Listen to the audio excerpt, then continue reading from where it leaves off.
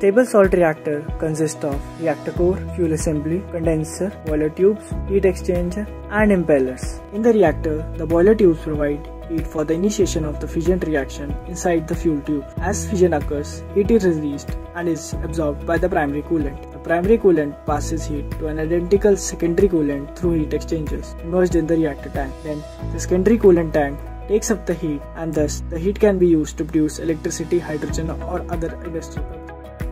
Condenser is used to convert the steam again in the liquid form by passing it through the secondary coolant that consists of the low temperature, and later on the steam can be used for various purposes. A fuel assembly is lifted from its anchoring point at the end and then moved laterally and can be replaced by the piston. Similarly, same piston is used to add the new fuel assembly to the reactor.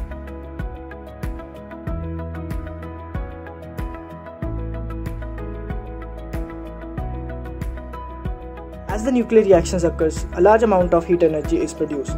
This has to be transferred from the primary coolant to the secondary coolant. Heat exchangers plays an important role in transferring the heat.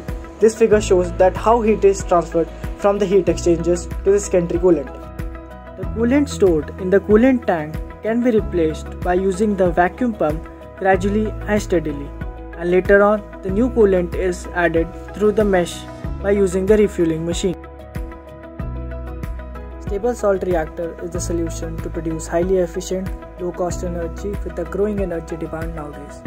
The stable salt reactor, with its small and simple design, aims to deliver cleaner, safer, and low-cost energy than traditional nuclear alternatives.